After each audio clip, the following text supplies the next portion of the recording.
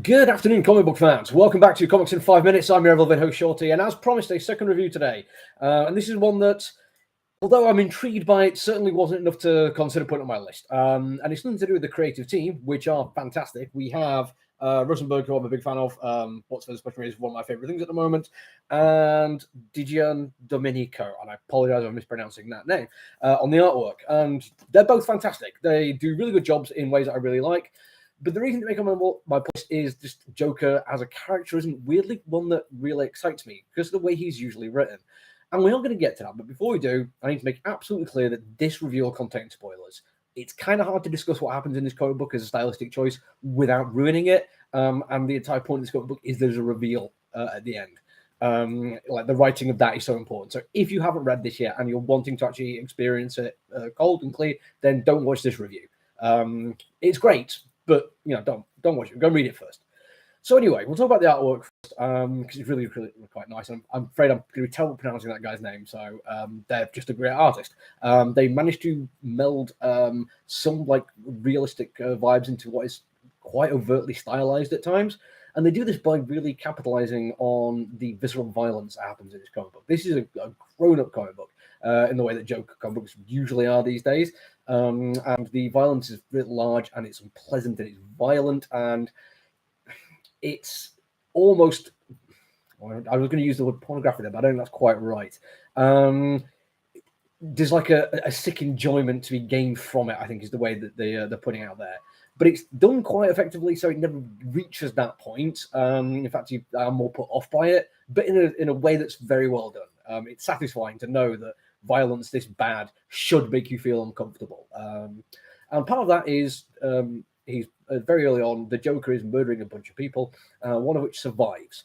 And the story then splits into, it's about the Joker basically leaving Gotham and going to LA or somewhere in California, murdering a mob boss and taking over, and announcing a plan that's effectively the reason I don't like Joker, which is this idea that he is just an absolutely unstoppable force, and there is nothing to be done about him, and he can do anything he wants. And I find that to be kind of one-dimensional way of writing a character. If you're ever unsure about why I think this, go and read Mark Miller's Nemesis, or watch my review of it, or read my review. I think I might have been, it was a podcast rather than a video review. But it's bad.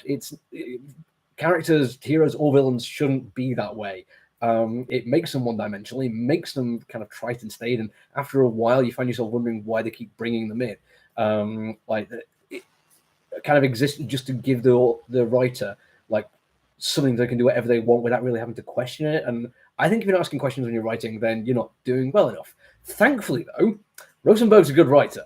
This is not just a lazy thing that he's doing. There is a purpose behind it, because the other story is following the other guy who got shot but survived, of him coming to and beating people to death and finding himself in a bathroom, bleeding out to get stabbed by somebody else. And he is the narrator throughout. You're getting basically his opinion on what's going on. And they kind of telegraph a little bit what's going on. I think with hindsight, it's far more obvious, but the reveal as it happens is that it's also the Joker. Not the same Joker, though, a different Joker. And this is an idea that's been played around a little bit recently with the Three Jokers thing, which was kind of okay, I guess, but not really something I really got into. This one feels a little bit better because it's far more of an intriguing mystery as to why there is two of them, what has happened, why one of them was shot through the head and survived.